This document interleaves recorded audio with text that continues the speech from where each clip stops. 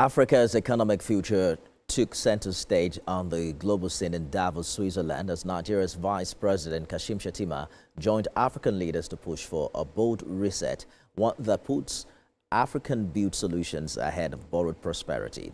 At the high-level Accra Reset Initiative meeting, leaders were united on one message: Africa must stop waiting for growth and start building it. TVC News House correspondent Femi Akode has more. Africa is no longer asking for a seat at the table. It wants a hand in shaping the future. That was the message from Nigeria's Vice President, Senator Kashim Shettima, as African leaders met on the sidelines of the 2026 World Economic Forum in Davos. Speaking at the high-level Accra Reset Initiative, Shettima made a strong case for homegrown solutions, insisting that prosperity cannot be imported. It must be built. For decades, the narrative of African youth was one of risk. The youth wants to be managed. Today, I present it as our greatest strategic reserve.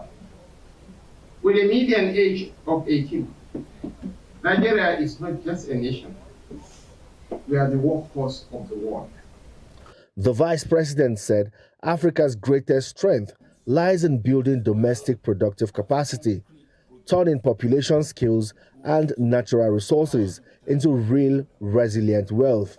I call on you to form a joint architecture, join our native corporate council, partner with us to define the curriculum, tell us exactly what skills you need, cybersecurity, AI ethics, development operations, and we'll build a training pipeline to match your specification. Ghana's President John Mahama criticized the continent's relationship with the global north, saying Africa remains trapped in transactional partnership that deliver little real transformation. We supply the world's critical minerals but capture almost none of its value. This isn't sovereignty, it's a trap, and it's getting worse. In my quiet moments, as I try to find solutions, here's what I've learned. Crisis creates clarity. The clarity is this, that we must build our own capacity to act. Former Nigerian President Olusegun Obasanjo warned that Africa risks becoming a bargaining chip in a rapidly changing global system if it fails to organize and act decisively. Sovereignty is not a flag. Sovereignty is discipline. It is the ability to make choices and carry them through.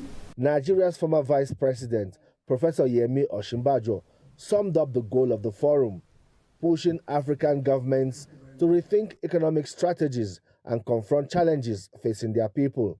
And the whole idea is to find ways of rethinking how to fund development here and there. As the Accra Reset gains momentum, African leaders say the message is clear. The continent's next chapter will not be written by aid or applause, but by invitation, industry, and Africa-led cooperation. Femi Akode, TVC News, Davos, Switzerland.